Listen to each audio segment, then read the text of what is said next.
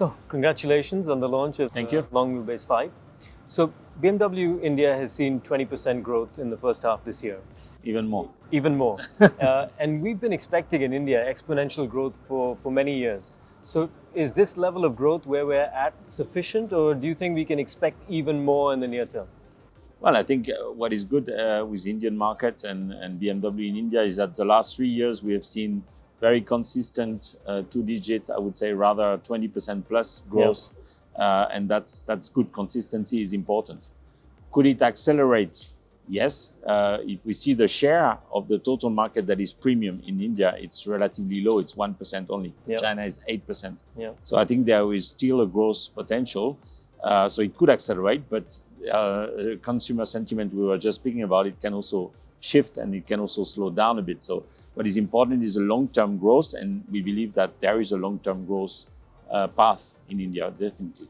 So what do you think are the key factors in India or for the Indian market as a whole to achieve that exponential growth for multiple years going forward? Well, it's mainly due to the consumer sentiment, the economic growth, the fact that some middle class access to or wish to express through the purchase of luxury product their success.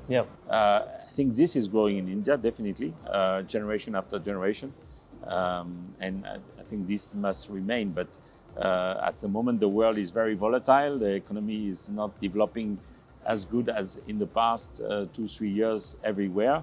So for sure, we will also have fluctuations in the Indian market. So, like you said, there is a little bit of instability across the world. And generally in times like that, the really top end of the market seems to be not More affected. resilient, So the i7, the 7 Series, the X7, those are doing really, really well even in India. Do you think the top end of the market is where you'll see more growth versus the emerging luxury segment? Well, if I look at the BMW sales, we have grown 2.5% in the first 6 months. And our what we call GKL sales, so it's our top luxury segment, 7 Series, X7. They have grown in India 17%. Worldwide 17% versus 2.5% worldwide. So I think it shows that indeed, well, we have also very strong products, but this segment is maybe a bit more resilient. But it's also very much product driven. And do you think in India as well, there's more potential in this segment relative to the emerging luxury segment? The GKL plus sales, so this top luxury segment in our total sales represent 18% of our sales. So that's quite important. And I think for sure there's potential here. And do you think that in this segment with the long wheelbase and the extra luxury, this is going to be a game changer? I believe if there was one series where we were a bit weaker than our traditional competition, it's the 5 Series, because our competitors were partly offering long wheelbase version. And I believe for the Indian customers, it's very important to have more space in the back, more comfort, more luxury. And we are offering it right now with the 5 Series. We have really our newest product now in a long wheelbase version. So perfectly fitting the needs of the Indian customers, and really with a great comfort, great luxury, and also a great technology in the car, and the same driving pleasure, a very sporty appearance with this M Sport package integrated. So I think we have really a great offer, and we offer it at a price where I think the value perception is high. And you've already launched the i5, which is the electric version of the standard wheelbase 5 Series in India.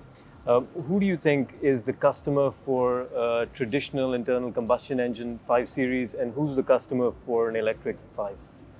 I'm not maybe the best one to be able to answer this question, but I guess for sure the ones who are more progressive will want to try electromobility, will want to experience that.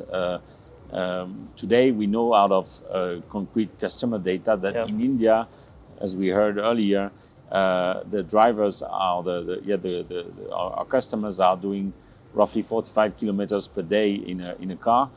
So it's perfect for the usage of an electric car. They charge only once a week.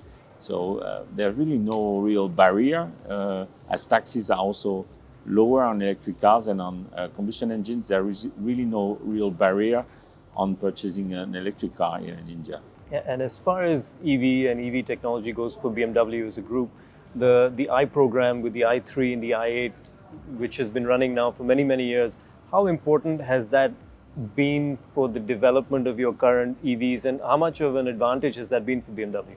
I think we have been pioneer. We have a certain image with electric mobility. We have had a little bit a hole where we were not offering any product, and now we are strongly back. We are doing more than our two traditional German competitors together in terms of electric sales. So we are very strong. We are the third brand in the total market. And by far the number one premium luxury brand. So in the electric space. So I think that's we address electromobility from a position of strength. And final question: what next from BMW in India? But then we will see each other again. But we are let's say very carefully looking at okay, how will this long wheelbase offer pick up? And if we see again a good success, then we might look at other segments. Thank you very much. Thank you very much.